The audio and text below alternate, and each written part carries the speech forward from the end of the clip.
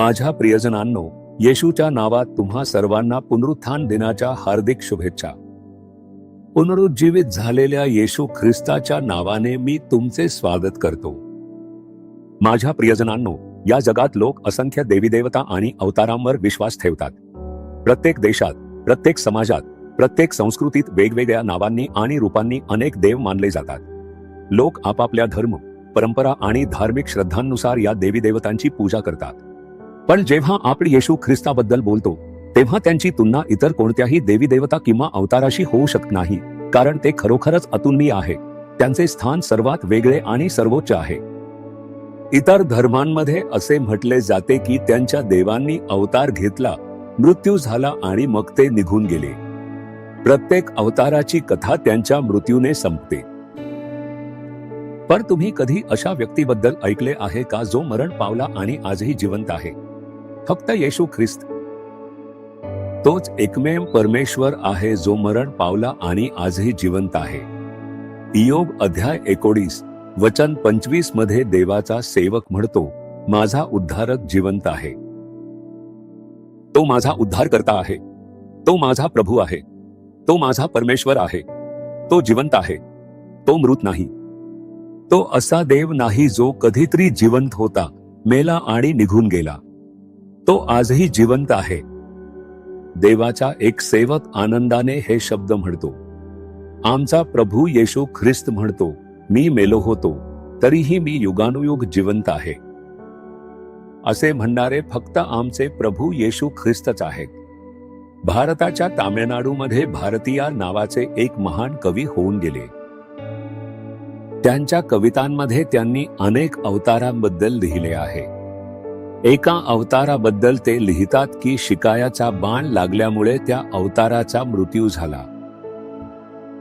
दुसऱ्या एका व्यक्तीबद्दल त्यांनी लिहिले आहे की तो अवतार नदीत पडून आत्महत्या करून आपल्या जीवनाचा अंत करून बसला आणि मृत्यू पावला.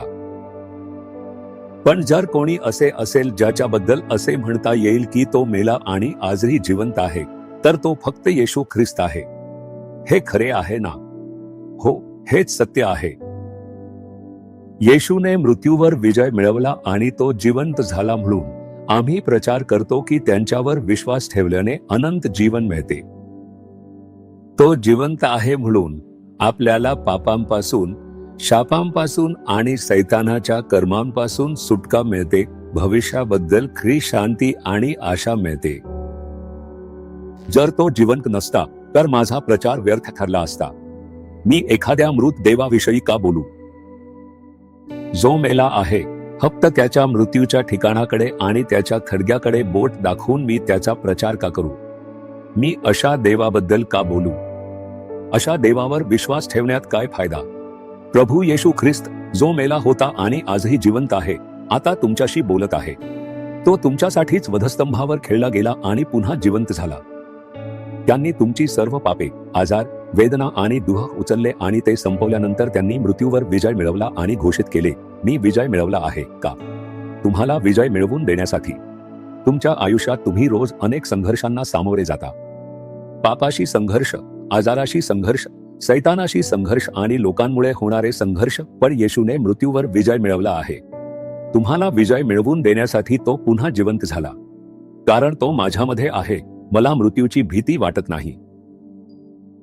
मला कशाचीही भीती वाटत नाही. सैतान आपल्या विरुद्ध लढू शकतो आणि लोक माझ्या विरोधात उभे राहू शकतात. ती भीती मला हतबल करत नाही, कारण ज्या येशूवर मी विश्वास ठेवतो तो जरी मरण पावला असला तरी आजही जिवंत आहे. तोच आहे ज्याने विजय मिळवला. तोच जो आपल्याला विजय मिळवून देतो. मला विजय मिळवून देण्यासाठी तो जिवंत झाला. कारण हा विश्वास मला बळकट करतो. कितीही संघर्ष किंवा संकटे आली तरी मी धाडसी आणि आनंदी राहू शकतो. जर हा येशू तुमच्या आयुष्यात आला तर कोणतीही गोष्ट तुम्हाला हलवू शकणार नाही. कोणतीही गोष्ट तुमच्यावर परिणाम करू शकणार नाही. समस्या आणि संघर्ष तुम्हाला इजा पोहोचवत असल्यासारखे वाटू शकतात, पण ते तुम्हाला हतबल करू शकत नाहीत किंवा बुडवू शकत नाहीत. तुम्ही उठाल आणि धैर्याने उभे राहाल. तुम्ही धैर्याने घोषित कराल, ज्या तारणहारावर मी विश्वास ठेवतो तो अजूनही जिवंत आहे. जेव्हा तो जिवंत आहे तेव्हा तुम्ही का काळजीत आहात? जेव्हा तो जिवंत आहे तेव्हा तुम्ही का घाबरता? जेव्हा तो जिवंत आहे तेव्हा तुम्हाला दुःख का वाटते? असे करून तुम्ही त्यांचा अपमान करत आहात. तुमच्या कृती घोषित करतात की ते आता राहिले नाहीत.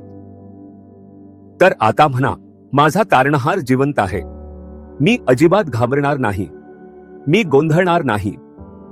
माझा तारणहार जिवंत आहे आणि तो मला विजय मिळवून देईल. तुम्ही असे म्हणाल का?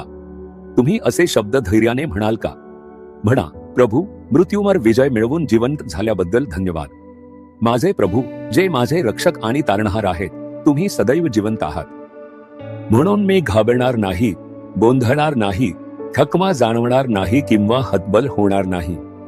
पुनरुज्जीवित येशूची स्तुती असो, जो मला विजय मिळवून देतो. आमीन, आमीन. जीसस रिडीम्ड मराठी ह्या यूट्यूब चॅनेलला सबस्क्राईब करा. सबस्क्राईब बटनावर क्लिक करा आणि बेल चिन्हावरही क्लिक करा. दररोजच्या नवीन कार्यक्रमांची माहिती मिळवा.